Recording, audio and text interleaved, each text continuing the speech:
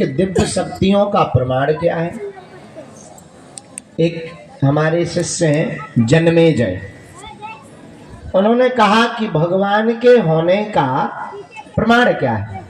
अरे भाई, इतने बड़े बड़े पर्वत हैं, उन पर्वतों पर वृक्ष हैं, लाखों करोड़ों जीव हैं, वो भी भूखे नहीं मर रहे हैं, इतनी संख्या है, फिर भी प्रकृति का नियम है।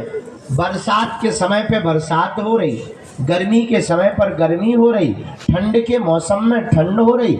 ये व्यवस्था किसी का दादा परदादा थोड़ी कर पाएगा, ये तो परम पिता परमात्मा के होने का ही सबूत है। अरे भाई जन्मेजय, तुमने कहा कि परमात्मा कहाँ है? ये फूलों में जो खुशबू है वो तुम्हारी नानी ने लगाई थी क्या? जन्मेजय, तुमने कहा कि परमात्मा कहाँ है? संतति होने के बाद माँ के स्तनों में दुग्ध सुता आ जाता है, ये तुमने जो है ट्रक मंगवाया है क्या? तुमने कहा कि परमात्मा कहाँ है?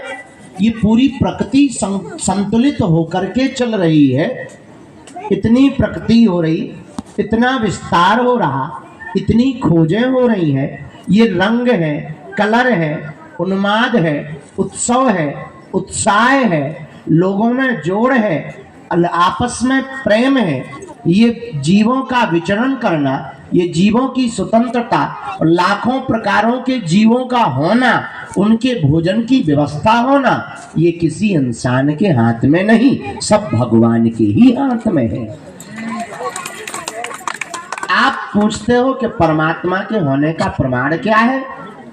अरे भाई, तुम्हारा होना ही परमात्मा के होने का प्रमाण है। और बागेश्वर धाम का होना ही परमात्मा के होने का प्रमाण है। लाखों लोग यहाँ आ रहे, कोई इंसान किसी को ठीक नहीं कर रहा, फिर भी सबका भला हो रहा, ये परमात्मा के होने का ही प्रमाण है। इतनी बड़ी व्यवस्था, इतना बड़ा संचालन, लाखों लोग, फिर भी सब सुचारू रूप से चल रहा है, ये परमात्मा के होने का ही प्रमाण है। इसलिए हमें ये नहीं पूछना कि परमात्मा है या नहीं, हमें ये पूछना है कि तुम परमात्मा को जान पा रहे हो या नहीं जान पा रहे। इसलिए जन्मेजय, थोड़ा अपनी बुद्धि को खोलो। तुमने कहा कि हम आपके चेला हैं, हम तो तुम्हें अपना केला ना बनाए, तुम चेला बन रहे ठटरी के बने, जो परमात्मा के होने का प्रमाण मांगे। वो कैसा चेला?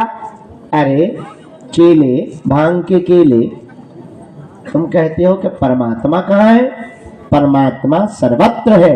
ये जो महात्मा दिख रहे, क्या ये परमात्मा नहीं है? ये जीवा